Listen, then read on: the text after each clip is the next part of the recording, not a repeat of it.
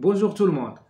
Aujourd'hui, on va parler de l'un des sujets les plus épineux, à savoir celui de l'amazirité. Et on va essayer de répondre à une question cruciale qui est: est-ce que la langue amazigh est condamnée à disparaître? Réponse après ceci.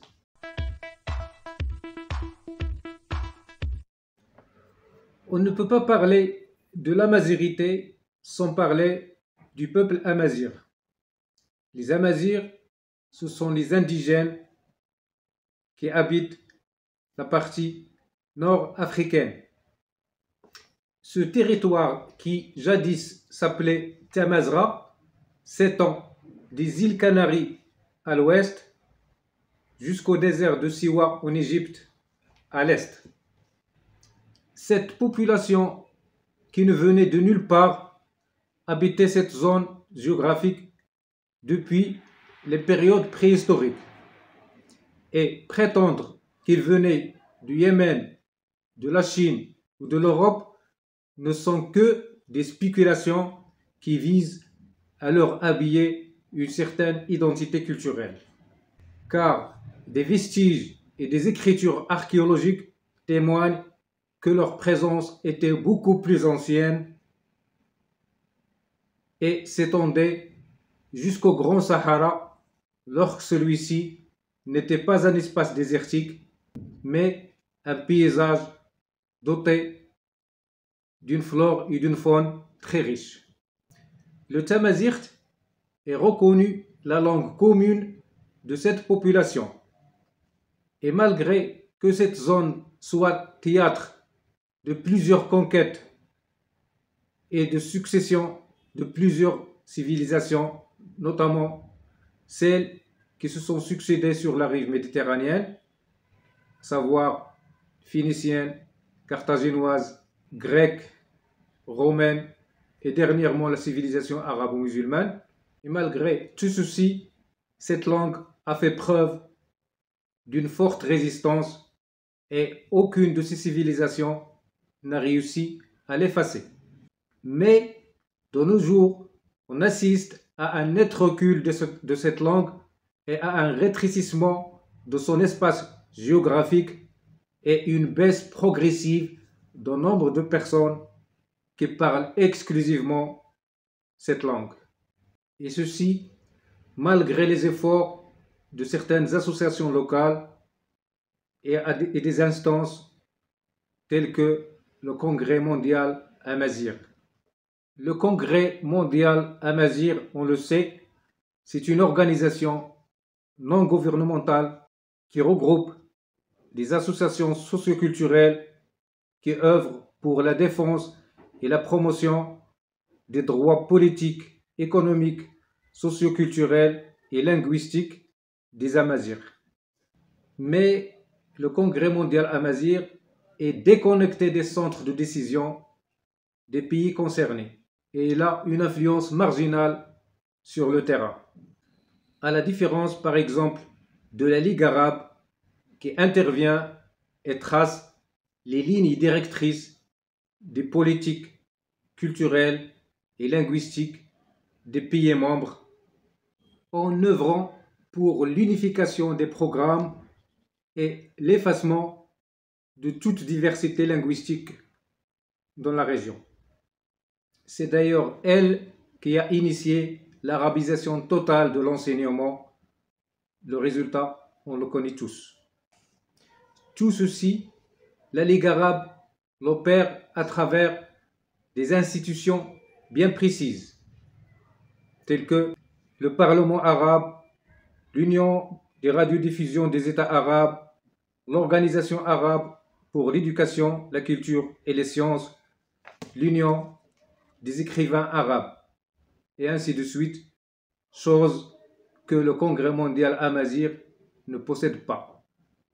Cette arabisation n'a pas seulement suscité l'amertume des activistes amazirs, mais elle a aussi un impact négatif sur les paysages culturels, puisqu'elle empêche les pays de développer une souveraineté culturelle qui leur soit propre, car l'Égypte, qui formait l'axe de la Ligue arabe, a rallié toutes les cultures et a fait de l'Égypte le centre de commandement, à tel point que pour réussir dans n'importe quel domaine, que ce soit littéraire, artistique ou linguistique, il faut passer obligatoirement par l'Égypte ou par le Mashrek en général. Alors, quels sont les facteurs principaux qui ont conduit à la décadence et au recul de la langue amazigh? À mon avis, il y a d'abord le poids du discours religieux qui vénère la langue arabe en tant que langue du paradis. J'avais même une expérience personnelle là-dessus quand un jour j'ai assisté à une séance de lecture du Coran dans le cadre d'une cérémonie de mariage dans un douar au plein centre du Haut Atlas où tout le monde ne parlait que Tachlhit. Et il se trouve que le frère de la mosquée y était présent. Et après la récitation du Coran, je lui ai dit: vous savez, c'est le frère, j'ai assisté à votre khutbah du vendredi, mais j'ai remarqué que personne n'a rien retenu ni rien compris. Ne sera-t-il plus productif si vous expliquez les paroles de Dieu en langue locale?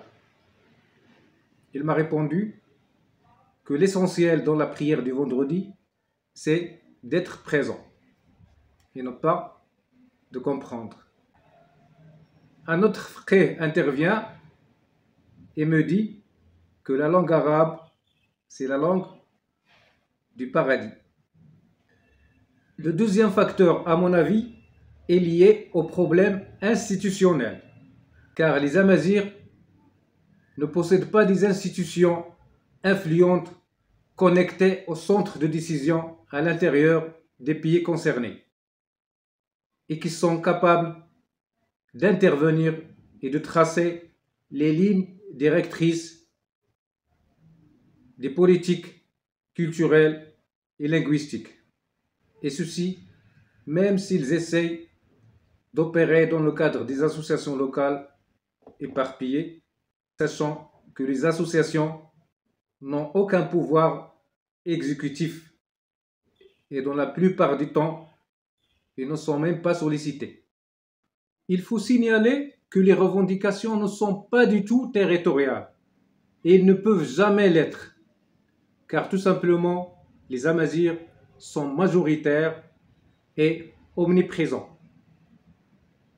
Et l'idée de faire renaître le royaume Tamazra relève d'une pure utopie, car l'ère des empires est révolue. Et on assiste aujourd'hui à la notion des États-nations.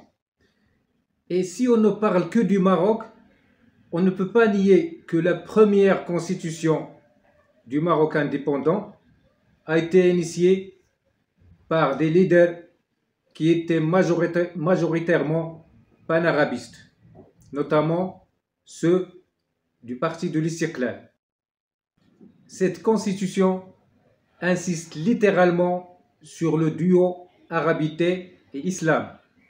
Dès lors, toutes les institutions administratives, culturelles et éducatives ont été érigées sur cette base et n'utilisent que la langue arabe aux côtés de la langue française avec l'absence totale de la langue amazigh, ce qui a créé une génération qui valorise la culture orientale et vénère Abou Nouass, Moutanabbi, Harun Rachid plus qu'il ne vénère Yugurta, Juba, Youssef Ntachfin, Mahdi Ben Toumert,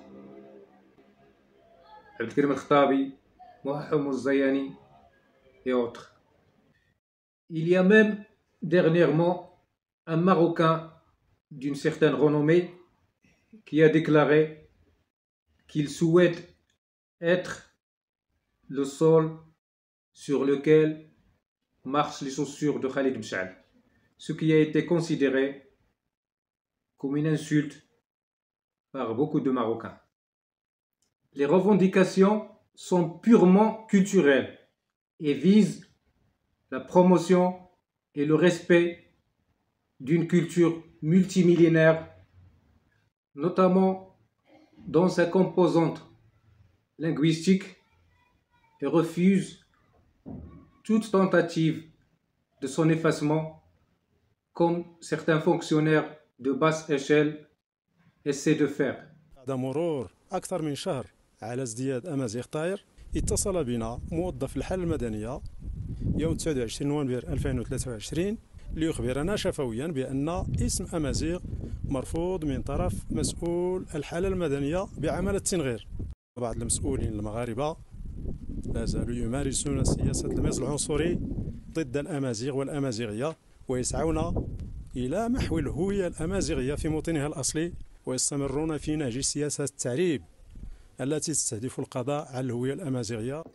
Et il a fallu attendre l'intervention personnelle de Sa Majesté Mohamed VI à travers le discours d'Ajdir en l'an 2000 pour réhabiliter la langue amazigh et en faire une langue officielle.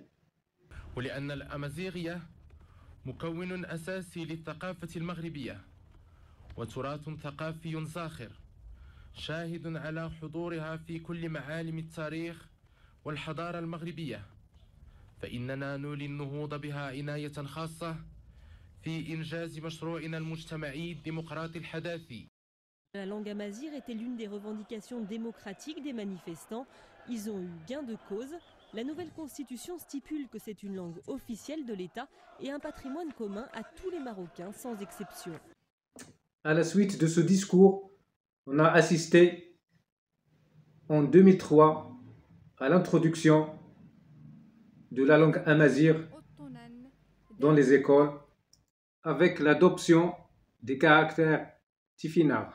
On a assisté aussi à la naissance de l'Institut royal de la culture amazigh, le fameux IRCAM, et à la naissance d'une chaîne de télévision amazigh qui a été suivie par la production des films amazigh et la mise en exergue des différentes facettes de cette culture. Mais ces deux facteurs qu'on a cités tout à l'heure, c'est-à-dire le poids du discours religieux et le problème institutionnel, ne sont pas suffisants pour expliquer le recul de la langue amazigh. Car le facteur déterminant qui explique ce recul réside dans les Amazirs eux-mêmes.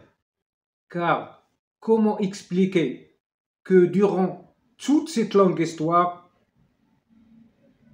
les Amazirs n'ont pas pris la peine de documenter leur culture?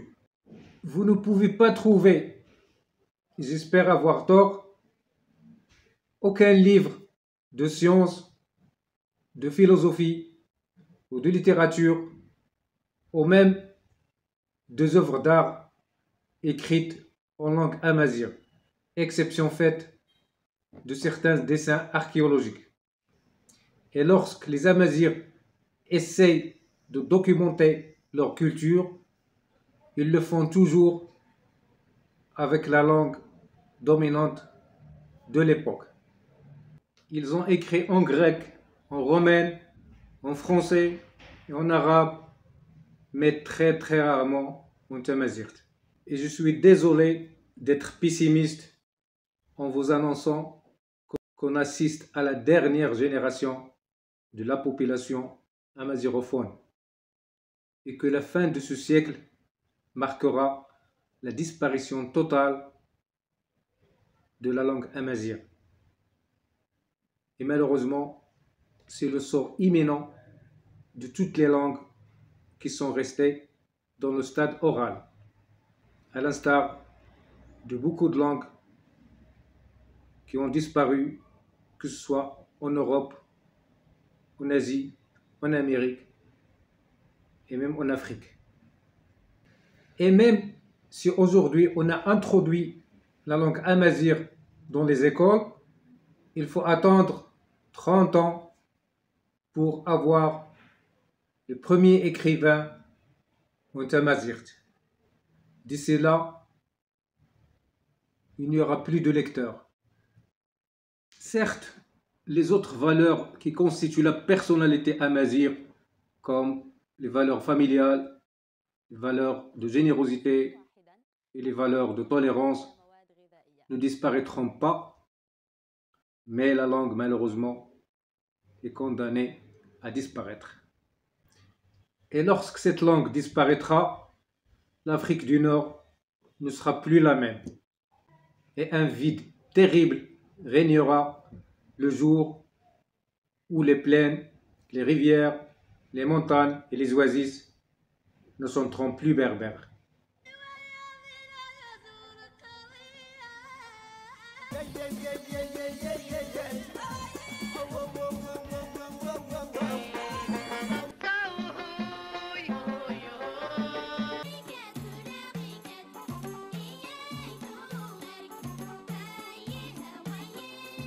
Et vous, qu'est-ce que vous en pensez?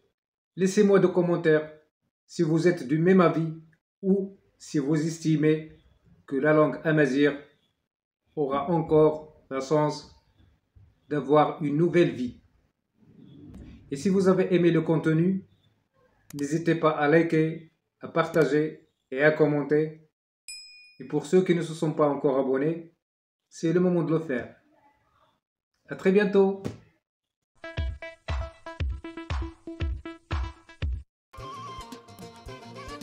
Vite largo